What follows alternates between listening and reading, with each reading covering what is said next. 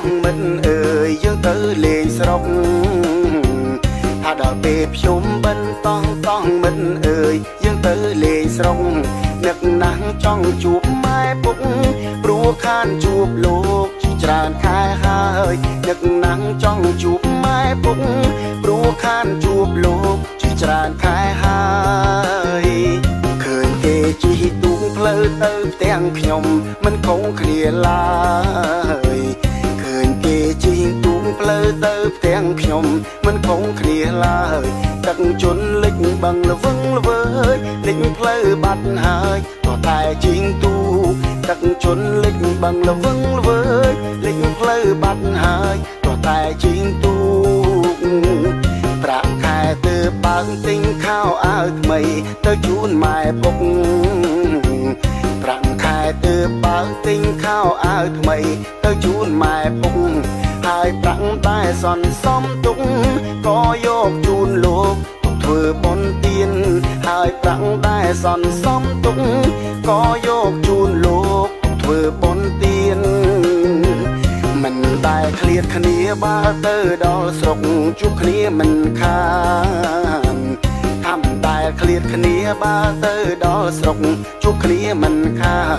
ចាក់ចេញពីលំនៅឋានស្វាងស្វែងគ្រប់ប្រានក៏តែក្រពាំង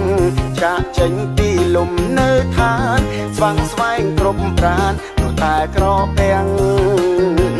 ម្យ៉ាងទៀតក៏នឹកដល់សត្វចិញ្ចឹមដែលមាននៅផ្ទាំងថែមយ៉ាងទៀតក៏នឹកដល់សត្វចិញ្ចឹមដែលមាននៅផ្ទាំងនឹកឆ្កែឆ្មាគោក្របីណាស់កាលខ្ញុំនៅផ្ទាំងធ្លាប់ប្រឡែងនឹងវានឹកឆ្កែឆ្មាគោក្របីណាស់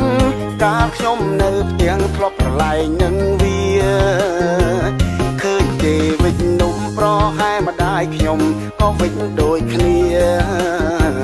ឃើញគេវិចនំប្រហែម្ដាយខ្ញុំក៏វិចដូចគ្នា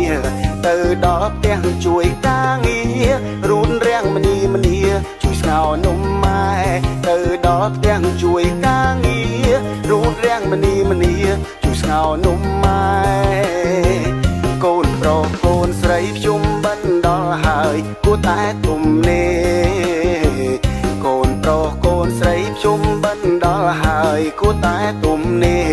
ទោះរវល់ក៏ត្រូវឆ្លៀតដែរទៅជួបពុកម៉ែជួបដូនតាយើងទោះរវល់ក៏ត្រូវឆ្លៀតដែរទៅជួបពុកម៉ែជួបដូនតាយើង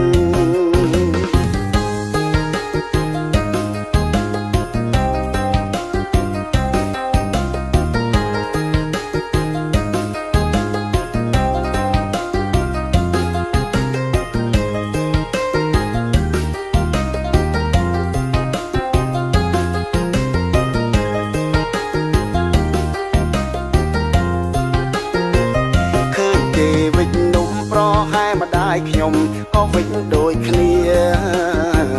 ឃើញគេវិចនំប្រហែលម្ដាយខ្ញុំក៏វិចដូចគ្នាទៅដល់ផ្ទះជួយការងាររូនរាំងមនីជួយស្ងោរនំម៉ែ